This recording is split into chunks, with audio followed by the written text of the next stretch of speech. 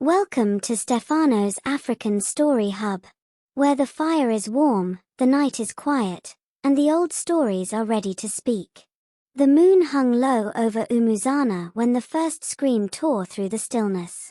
Naledi stumbled into the village square, her breath sharp, her fingers clawing at her own skin as if something beneath it wanted to break through.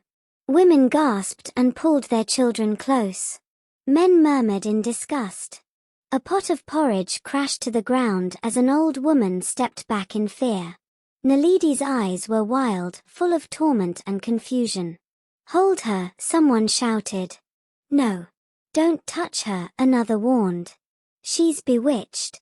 Naledi's legs trembled as she collapsed to her knees, pressing her forehead into the dusty earth. Her tears formed tiny dark patches on the ground as she whispered, Why is this happening to me?" This was the same Naledi who once moved through Umuzana like sunlight, welcomed, admired, envied. Now she was the village's greatest spectacle. But no one in the crowd knew the truth. No one knew how a beloved girl had been pushed into such darkness. Only one person did, and she watched from the shadows. Asha.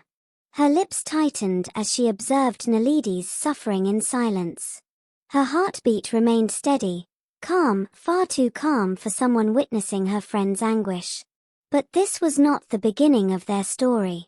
No, this was merely the moment when everything finally fell apart. Long before torment twisted Naledi's spirit, the two girls had shared something pure. Naledi grew up in a small hut at the heart of Umuzana, the kind of girl everyone praised. She rose before dawn to fetch water, helped her mother grind millet, laughed with elders, and smiled with children. She never carried pride on her face despite her radiant beauty.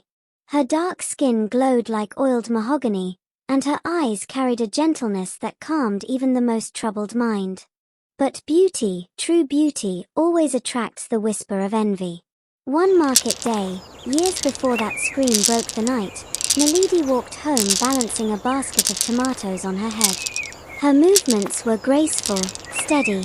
Even Io and Fina, the two girls who disliked her most, stopped their gossip to stare. "Look at her," Fina muttered. "Acting like she owns the whole village." Io smirked. "Let's remind her she's not above us." They approached her with exaggerated friendliness. "Naledi, those tomatoes look fresh," Io said, reaching into the basket before Naledi could answer. "Don't," Naledi began, but too late. Fina shoved the basket, sending bright red tomatoes rolling across the dirt. "Oh, I'm so sorry," Fina exclaimed loudly, pretending concern as villagers looked on. Naledi knelt to pick them up, her calm breaking only slightly. "Why would you do that?" Before either girl could reply, a sharp voice pierced the space. "Leave her alone." Asha stepped forward, her bare feet silent yet commanding. Her presence alone made other villagers fall quiet. Her braided hair hung long, her eyes dark and unreadable. She wore no jewelry, only a simple wrap cloth, yet there was something powerful about her, something unsettling. "Move," Asha said again. Io and Fina exchanged a nervous glance and backed away, muttering under their breath. But they didn't dare defy her. Naledi looked up, surprised. "Asha, thank you." Asha knelt beside her without speaking. Together they gathered the scattered tomatoes, the silence between them strange yet comforting. "You didn't have to help me," Naledi said softly. Asha shrugged. "They were annoying me." But her voice carried a warmth that didn't match the harshness of her words. Naledi's lips curved slightly. "That was kind of you." Asha's eyes flickered. Kind. No one had ever called her that. From that moment, a quiet bond wove itself between them. They spoke little at first. Asha wasn't used to talking, but Naledi's smile was gentle, patient. She didn't treat Asha with fear or prejudice.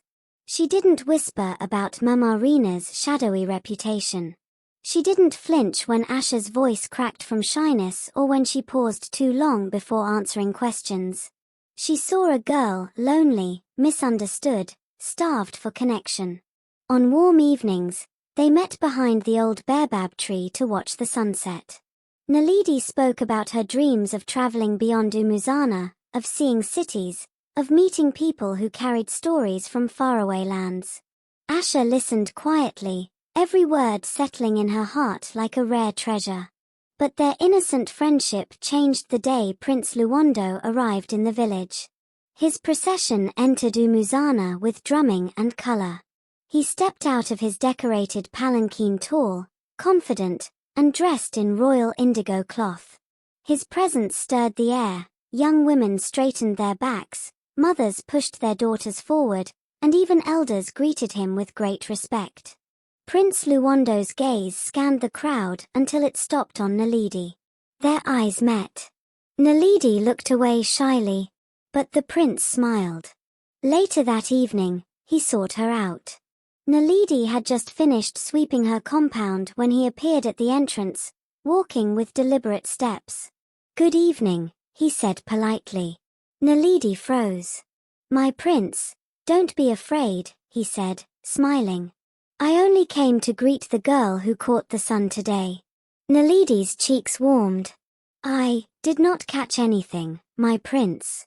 That is what makes it extraordinary." The conversation that followed was gentle, respectful. The prince asked about her family, her dreams. His voice was calm, his tone genuine. Even Naledi's mother, listening from inside, whispered to her husband, "This is no ordinary visit." But the one who took it the hardest was Asha. She stood behind the baobab tree watching them talk. Her chest tightened with something she could not explain. A heat spread through her throat. Was it jealousy? Fear? The terror of being left behind? She didn't know. But she hated the feeling. When she returned home that night, Mama Rina immediately sensed the shift. "So," Mama Rina said, stirring herbs in her calabash bowl, "the prince has chosen his flower." Asha sat stiffly. He just spoke to her. He will speak again. And again. And soon, she will sit where you should sit. Asha shook her head. "Mama, I don't want you do." Mama Rina's voice rose sharply. "You want someone who sees you. Someone who calls you worth something." Asha's eyes dropped. Mama Rina's words cut too close. "Do you think Naledi will still sit behind the baobab with you?" Mama Rina asked. "Do you think she won't forget you?" Asha's heart squeezed. She didn't answer. Mama Rina leaned closer, her voice turning soft and poisonous. "My daughter. I can give you everything you desire. Say the word." Asha swallowed hard. The thought of losing Naledi, her only friend, her only warmth, terrified her more than anything. Still she whispered, "I don't want to hurt her." Mama Rina's smile was slow and chilling. Not hurt. Just shift destiny. A little nudge. Asha didn't know it then, but that nudge would break Naledi's life in ways no one could repair. And it began with a dinner invitation. One evening, Asha approached Naledi with a hopeful smile. It was rare to see her smile at all. "My mother wants you to come for supper," she said. Naledi blinked. "Mama Rina." "But she said it's time she knew the one person who makes me happy." Naledi felt her heart warm. She touched Asha's hand briefly. "Of course. I'll come." That night, Naledi stepped into Mama Rina's dimly lit hut. The air was thick with incense. Asha sat quietly in the corner, avoiding eye contact. Mama Rina greeted Naledi with an unsettling warmth, almost too sweet, too polite. "Welcome, child," she said. "Sit. Eat. You're safe here." But Naledi wasn't safe. Not with the way Mama Rina stirred her herbs. Not with the way she muttered behind her smile. Not with the way Asha looked as if she were swallowing guilt with every breath. Before the night ended, the first thread of the curse knotted itself into Naledi's spirit. She didn't feel it at first, only a strange warmth in her chest. But soon, the real suffering would begin. Naledi woke before dawn the next morning with a pounding ache behind her eyes. Her breath came shallow, as if something unseen pressed against her chest. She pushed herself upright, clutching her head. What is wrong with me? Her mother rushed in, startled by the thud. Naledi, are you ill? I'm fine, Naledi whispered, forcing a smile. Maybe I didn't sleep well. But she wasn't fine. Throughout the day, small things began to unravel. She dropped a water gourd, and it shattered at her feet. Her hands trembled when she tried to weave a mat. She walked into the market and felt the stares of people who had admired her just yesterday. A child she greeted suddenly burst into tears for no reason. Naledi recoiled. Why is everyone looking at me like that? Asha watched from afar, her stomach twisting with guilt every time Naledi winced. Memarina had assured her it was a gentle influence, just enough to push the prince's attention away. Nothing more. But Memarina had lied. By the second night, Naledi's dreams changed. She saw shadows dancing in corners. She heard whispers no one else heard, soft, dragging sounds that licked at her ears like cold fingers. She woke with her blankets soaked in sweat. The third night, she screamed. Her father rushed in with a burning torch, her mother clutching her wrapper to her chest. Naledi, he shouted. What is happening? Naledi crouched in a corner, shaking violently. Something is in here. It touched me. Baba, it touched me. Her parents exchanged terrified glances. They couldn't see anything. But Naledi could. Asha stopped visiting. She made excuses when Naledi tried to approach her. The weight of what she had done pressed harder every day. She wanted to undo it desperately, but Memarina's warnings echoed in her mind. Break my work, and it will break you. Still, something inside Asha gnawed at her until she could barely sleep. She watched Naledi from the shadows, her heart crumbling each time Naledi stumbled like someone losing balance with the world. It was on the 6th day that the truth finally started bursting through the cracks. Prince Luwando returned to Umuzana. He had sent word that he wished to see Naledi again. She tried to prepare, straightening her hair, adjusting her wrap cloth, but her hands trembled so violently she couldn't tie the knot properly. The prince arrived with only one guard, walking with purpose. He took one look at Naledi and froze. Naledi, what has happened to you? She lowered her eyes. Nothing, my prince. I am well. You are not well, he said firmly. Who did this to you? I don't know. He stepped closer and gently raised her chin. You don't have to hide from me. Something inside her cracked. The pain, the fear, the confusion, it poured out in a single choked breath. I think someone cursed me. He didn't laugh. He didn't doubt her. His voice softened. Then we will break the curse together. Naledi stared at him in disbelief. No one else had said we. Everyone else had said you are cursed, you must have done something, you must have angered someone. But the prince chose we.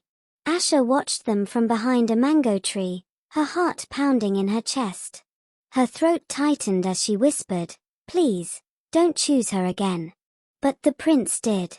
Later that day, he visited the village elders to seek guidance on how to cleanse Naledi. This news spread quickly, stirring excitement and fear through Umuzana. Memarina heard it too. Her expression darkened. He still chooses her. Even now. Asha shifted nervously. Mama, maybe it's a sign. Maybe we should stop. Memarina snapped. After I have already bent fate for you. I never asked you to bend anything, Asha cried, her voice cracking. You said it would only shift things a little. Naledi is suffering. Mema, she's breaking. Memarina slammed her hand on the table. Because you hesitated. You were weak. If you had spoken with certainty, the work would have followed your heart. Instead it is tearing between your guilt and your desire. Asha flinched. I don't desire what you think. Mama Rina's eyes narrowed, but she said nothing. Naledi, meanwhile, was growing worse. By the 9th night she could barely sleep. Her body felt hot and cold at once, like her veins carried fire but her skin held ice. She stumbled through the village muttering things that made no sense. Dogs barked when she passed. Children hid behind their mothers. It was on the 10th night that she collapsed in the village square, exactly where the story began. Asha stood in the shadows as the villagers argued over what to do with Naledi. Some wanted to tie her. Others wanted to call a healer from a far-off village. A few whispered that she should be cast out before her curse spread. Stop! Prince Luwando's voice thundered as he pushed through the crowd. He knelt beside Naledi and gathered her trembling form into his arms. No one touches her. No one. Naledi's fingers curled weakly into his sleeve. His presence alone seemed to stabilize her breath. Take me away, she whispered. Before the thing inside me hurts someone, you will not hurt anyone, he said firmly. I will protect you. From the shadows, Asha's breath hitched painfully. She gripped the tree so tightly the bark bit into her skin. A war raged inside her, jealousy, guilt, longing, fear. She couldn't take it anymore. That night, while the prince stayed with Naledi, Asha sneaked out of her hut and ran into the forest, her bare feet slapping against the cool earth. She needed help. Asha sought out the one person Mama Rina had forbidden her from approaching, the old hermit of the hills, a man villagers whispered about but rarely saw. He lived far from the village, past the thick brush and the rocky cliffs. Some called him a madman, others said he spoke to spirits older than the land itself. Asha reached his cave trembling, her breaths ragged. The hermit looked up from his fire, his white hair illuminated by flickering flames. His eyes were sharp, too sharp. I have been waiting, he said. Asha stiffened. Waiting? For me. For the one who carries regret like a burning coal. Her knees buckled. She sank to the ground. Please. I need help. I made a mistake. I let my mother curse someone, my friend, and now she is dying. He stared at her a long moment, then said, curses born from fear bind tighter than those born from hate. Asha sobbed. I didn't want to lose her. Yet here you are, he murmured. Losing her anyway. Asha pressed her forehead to the ground. Tell me how to undo it. Please. The hermit's voice grew heavy. What is done can be undone, but only with a sacrifice. Asha's breath stopped. What kind of sacrifice? The kind that tears a piece of your soul, he said. The kind that will change you forever. Asha trembled violently, but she didn't run. She didn't refuse. She whispered, I'll do anything. The hermit nodded slowly. Then come tomorrow night, when the moon bleeds. Asha didn't know what that meant. But she bowed her head, sealing her fate with trembling silence. Meanwhile the prince held Naledi in his arms as she drifted into troubled sleep. He brushed her forehead and whispered, You will not face this alone. Stay with me, Naledi. Just stay. Her fingers twitched weakly, holding on to the sound of his voice. In the dark, something unseen coiled around her like smoke. And far away, Mama Rina smiled into the night. Let the moon bleed, she whispered. Let destiny break. The night of the bleeding moon arrived with a strange heaviness in the air. Clouds drifted low, pressing against the village like a warning. Children were restless. Dogs whined and refused to leave their shelters. Even the wind seemed to hold its breath. Naledi lay on a woven mat in her parents' hut, trembling under a thin cloth. Prince Luwando sat beside her, refusing to leave even when her father insisted he rest. I am not resting while she suffers, the prince said. Each time Naledi opened her eyes, she saw him. It was the only thing anchoring her to the world. "Why won't it stop?" she whispered. "What do you feel?" he asked gently. She hesitated, then pointed to her chest with a shaking finger. Something is crawling inside me. Moving around. Scratching. "I'm scared, Luwando." He took her hand, squeezing it tightly. "I know. And I promise, tonight we will find the end of this curse." She wanted to believe him. But her fear pulsed like a second heartbeat. Across the village, Asha paced outside the hermit's cave, waiting for him to emerge. Her hands were cold. Her throat burned from holding back tears. When the hermit stepped out, the moon shone behind him, red, swollen, bleeding light across the earth. "It has begun," he said. "Are you ready?" "No," she whispered. "But I will still do it." He nodded. "Then follow me." He led her deeper into the forest until they reached a clearing. The air here felt different, thick with energy that pressed against the skin. In the center lay a cluster of white stones shaped like a spiral. The hermit gestured for her to step inside.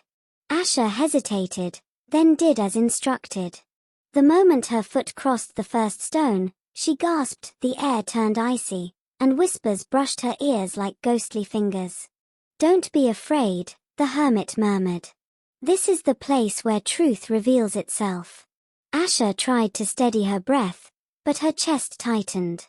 "What do I have to sacrifice?" she asked. The hermit crouched to draw symbols in the dirt. "Your bond. The one thing you fear to lose." Asha froze. "My bond? With who?" He raised his eyes. "You know the answer." Asha's breath hitched. "Naledi." "Yes," he said. "Your heart clings to her. That longing is twisted with envy, guilt, and fear. It is fueling the curse. Memarina's magic may have started the rot, but you are feeding it." Asha shook her head, tears forming. "I don't want to lose her." "You already have," the hermit said softly. "But you can save her life. If you sever what binds you." Asha dropped to her knees, digging her fingers into the soil. It hurts so much. That is what sacrifice feels like." Asha closed her eyes and let her tears fall. The hermit stepped back. "When I begin the ritual, you must not resist. If you fight to keep even a piece of the bond, the curse will turn in on itself and destroy you both." Asha swallowed hard. "I'm ready." She wasn't. But she said it anyway. He lifted his hands toward the moon and began to chant. Back in the village, Naledi jolted upright with a sharp cry. Her body arched, and her eyes rolled upward. Her mother rushed forward, but the prince held her back. "Give her space," he whispered. Naledi's fingers clawed at the mat. "It's getting worse. Someone is pulling at me. Please, make it stop." "What do you see?" the prince asked urgently. Naledi gasped between breaths. "A face, a girl." "Asha." Prince Luwando stiffened. "Asha, what is she doing to you?" Naledi shook her head violently. "No, she's crying. She's hurting. Something is tearing at her." Before the prince could respond, the fire in the corner of the hut flared violently, sending sparks across the floor. Naledi screamed. It's happening now." At the same moment, deep in the forest, Asha screamed as the ritual gripped her. A force yanked at her chest, ripping through her emotions like tearing fabric. She pressed her palms to the ground, choking on sobs. "It's too much," she cried. "Do not stop," the hermit commanded. "Let it tear." Asha's memories flashed, Naledi laughing beneath the baobab tree, Naledi thanking her for kindness, Naledi reaching for her hand with trust in her eyes. Asha clung to these memories desperately. "Let go," the hermit said, voice rising. "If you hold on to her, she will die." Asha squeezed her eyes shut, the truth carving itself into her heart. "I'm sorry, Naledi. I'm sorry." Her scream shattered the clearing. The bond snapped like a rope pulled past its limit. Naledi's body jerked violently as the invisible thread connecting them ripped free. She collapsed onto her side, gasping for air. The prince was at her immediately. Naledi. Her breathing eased, but tears streamed down her face, not of pain, but of something else. "She's letting me go," Naledi whispered. "Asha, she's letting me go." Prince Luwando's jaw tightened. Why would she? The ground trembled softly. The candles blew out. The scent of burning herbs filled the air though none were lit. The curse was unraveling, but not cleanly. In the forest, Asha lay trembling inside the spiral. Her lips blue, her fingers numb. The hermit knelt beside her. "It is done," he said. Asha didn't move. "Is she safe?" "For now," he replied. Asha tried to sit up but collapsed. "I want to see her." "You cannot," the hermit said firmly. "The bond is broken. If you go near her, the threads will tangle again." Asha's voice barely rose above a whisper. "Then I'll stay here." Her tears fell silently, dripping onto the stones. Back in Umuzana, Naledi's eyes fluttered open fully. Her parents hugged each other with relief. Prince Luwando brushed her cheek gently. "You're back." Naledi nodded slightly. "It feels quiet inside." Finally. But then her breath hitched. She grabbed the prince's wrist. "There's something else," she whispered. He leaned closer. "What is it?" "I felt something break," she said. "Something important. Something I never noticed was holding me together." The prince frowned, unable to understand. "Naledi, you're safe. That's what matters." "Yes," she murmured. But her voice trembled. "But someone is not." The prince sat back, alarmed. "Who?" Naledi parted her lips, but before she could answer, a scream echoed across the distant hills, faint but unmistakable. The prince leapt to his feet. What was that? Naledi shivered. "Asha," the prince tensed. "Do you want me to find her?" Naledi hesitated. The curse had nearly destroyed her. The bond between them had been twisted and dark. But Asha had also saved her at the cost of her own heart. "Yes," Naledi whispered. "Find her, please." The prince nodded and left the hut immediately. Naledi closed her eyes, a single tear sliding down her cheek. In the forest clearing, Asha stared at the bleeding moon, her spirit drained, her future uncertain. She had sacrificed the one person she loved most, losing the bond, losing the warmth that had kept her alive. But she had saved Naledi. The price of love, she realized, was sometimes the absence of it. Back in the village, the prince gathered a torch and prepared for the search. And unbeknownst to all of them, Mama Rina watched from the shadows of her hut, her eyes burning with fury. "The girl has undone my work," she hissed. "And she will pay for it." As the moon bled deeper into the night, the true battle for Naledi's final freedom had only just begun. Prince Luwando moved through the forest with a burning torch, its flame hissing each time the wind shifted. The night felt hostile, as if the darkness itself was alive. The bleeding moon bathed the trees in crimson light, turning every shadow into something threatening. He followed the scream he had heard earlier. His strides were determined, though his mind churned with questions. Why would Asha harm Naledi, yet now be the one crying out in pain? What had broken inside Naledi when the affliction stopped? What truth was hiding between the two girls? He pushed these thoughts aside. Naledi needed answers. And Asha might hold them if she was still alive. Back in the village, Naledi tried to sit up again. Her mother supported her gently. "You should rest," her mother said. But Naledi shook her head. "I can feel her. I think she's in danger." Her father frowned, kneeling beside her. "Naledi, the curse is broken. You are free now." Naledi's fingers curled weakly around the edge of the mat. Freedom doesn't erase responsibility, Baba. If she's suffering because of me, I have to know. Her father fell silent, moved by the strength still surviving in his daughter's exhausted voice. Far away, Asha lay inside the spiral of white stones, unable to stand. Her limbs felt heavy, her spirit even heavier. She had given up her bond, the one thread connecting her to the only person who ever made her feel seen. The hermit stood nearby stirring crushed herbs in a bowl, spreading the mixture over Asha's trembling hands. She flinched. It burns. That is the residue of the curse leaving your body, he said. Your mother's magic clung to you as tightly as it clung to Naledi.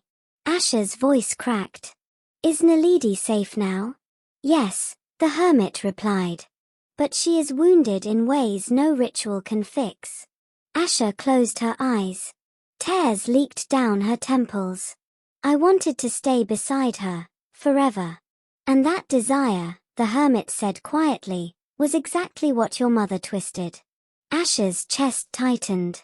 She hugged her knees, letting the cold night settle over her. Suddenly a twig snapped behind the trees.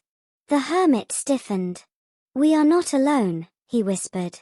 Before Asha could react, Prince Luwando emerged into the clearing, torch raised, eyes sharp. When he saw Asha curled on the ground, his expression hardened. What have you done? He demanded. Asha forced herself to sit up. I know what you think, but I didn't want any of this. The hermit stepped between them. Prince, hold your anger. The girl has just severed a cursed bond. She is not your enemy. Luwando's torchlight cast harsh shadows on Asha's face. Her cheeks streaked with tears, her arms trembling, her voice barely a whisper. I never wanted her to suffer, she said, voice cracking. I only wanted to not be forgotten. Prince Luwando lowered the torch slightly, conflicted. Asha raised her eyes. She glows when she enters a room. She lifts people with her smile. I was the shadow beside her. But she chose me anyway. Her voice trembled. And then you came. And suddenly, I wasn't enough. The prince exhaled slowly. This was never about the throne. Asha shook her head stubbornly. I don't care about your throne. I cared about Naledi. The honesty in her voice cut through the prince more deeply than any accusation. He stepped closer, kneeling beside her. If that is true, then help me understand. Help me help her. Asha tried to speak, but before she could, a cold wind swept across the clearing, extinguishing the torch. The forest fell into terrifying darkness. A voice rose behind them, raspy, sharp, dripping with venom. She cannot help you. Prince Luwando jumped up, turning toward the sound. Rina stepped from the shadows. Her eyes glowed faintly, her hair wild, her fingers stained with dark herbs. The bleeding moon behind her cast her figure in horrific silhouette. Asha gasped. Mama, you shouldn't be here. Shouldn't I? Rina hissed, advancing. After all the years I protected you, fed you, trained you, and you repay me by undoing my work. Asha crawled backward in fear. I didn't ask for any of this. You asked, Rina snapped. You asked with your jealousy and your fear. Your heart is a storm, Asha. I only guided it. No, Asha whispered, shaking her head. You controlled it. The hermit stepped forward calmly. Rina. Your curse has been broken. Leave this place. Rina glared at him. You old fool. You think a broken thread can stop destiny? The girl will suffer again. And this time, I will not use shadows. I will use my hands. Prince Luwando tightened his stance. You will not touch Naledi again. Rina's lips curled. You think your palace guards can protect her? I carved magic into my daughter before she had her first breath. She is tied to me. And if she betrays me again, she stepped closer to Asha. I will drag her soul with mine. Asha screamed, Mama, stop. But Mama Rina ignored her, raising her hands. The moonlight thickened above her palms, swirling into dark red energy. The hermit shouted, She's summoning a death mark. Prince Luwando lunged to stop her, but Mama Rina moved faster than human. She thrust her glowing hand toward the prince's chest. A blast of force hit him, slamming him backward into a tree. Asha cried out, scrambling toward him. Luwando. He groaned, clutching his ribs, but lifted his head. Asha, don't let her touch Naledi. Mama Rina turned on Asha with blazing fury. Come here. Asha cowered but stood her ground. I won't let you hurt her. You ingrate. Mama Rina shrieked. Everything I did was for you. I never wanted your power. Asha screamed back, voice cracking. I wanted a friend. Mama Rina paused just long enough for the hermit to begin chanting again. Blue light pulsed from the spiral stones. Mama Rina roared, You dare use my daughter against me? She lunged at Asha. Asha screamed as she lifted both hands in instinctive defense. And then the impossible happened. A surge of light burst from Asha's palms, hurling Mama Rina backward. The older woman hit a tree with a sickening thud. Silence followed. Asha trembled violently. I didn't mean to, I didn't. Mama Rina staggered to her feet, blood trickling from her mouth. Her voice was broken, disbelieving. You countered me. Asha stared at her hands, horror dawning. Mama, what did you do to me? I made you strong, Mama Rina said weakly. I made you powerful. You made me a weapon, Asha cried. Mama Rina collapsed to her knees. Her strength drained rapidly, the broken curse eating away at her core. Asha rushed toward her. Mama, stop talking. I'll help you. But Mama Rina pushed her back. No. You have broken the chain of blood. You cannot help me now. Her voice faded, eyes dimming. Forgive me, child. And with a final exhale, Mama Rina's body crumbled, her spirit dissolving into the cold night air. Asha fell to her knees, sobbing. The forest was silent except for her cries. Prince Luwando reached her, placing a hand on her shoulder. I'm sorry. No, Asha whispered. This is my fault. It isn't, he said firmly. The blame ends with her. Asha wiped her tears shakily. What do I do now? Prince Luwando sighed. You heal. Slowly. And you live honestly. And you stay far away from the darkness your mother used. Asha nodded weakly. Back in the village, dawn approached. Naledi sat outside her hut, watching the prince and Asha return from the forest. Both looked exhausted, changed, marked by the night's battle. Naledi rose unsteadily, moving toward them. Asha stopped a few steps away, afraid to come closer. I shouldn't be near you, she whispered. Naledi paused, pain flickering in her eyes. Did you save me? Asha nodded once, tears spilling again. Naledi stepped forward and wrapped trembling arms around her. Asha froze. Naledi, why? Because pain doesn't erase love, Naledi whispered. Even if the bond is gone, the memory isn't. Asha broke down crying in her arms. Prince Luwando looked away respectfully, a soft sadness crossing his face. Naledi let Asha go gently. Where will you go? Asha wiped her face. Away. Somewhere I can't hurt you. Somewhere I can learn who I am without her shadow. Naledi nodded. Then may your path be clear. Asha bowed her head and walked away, disappearing into the morning fog. Weeks later, Naledi left Umuzana for the city. She carried scars, but also strength. She found work, built a life, and met a kind-hearted businessman who treated her with respect. Slowly, she healed. Every now and then, she wondered where Asha had gone. But she sent silent prayers into the wind, hoping her friend found peace. And on quiet nights, when the moon shone bright, Naledi whispered to herself, "I forgive you." Her story became a reminder that envy destroys the bearer, but redemption belongs to the courageous. And that forgiveness, true forgiveness, is the hardest and most beautiful magic of all. Thank you for listening. May wisdom guide your path until the next tale. If this story touched your spirit, don't forget to like the video, leave a comment, and subscribe for more stories from STEFANO'S African Story Hub.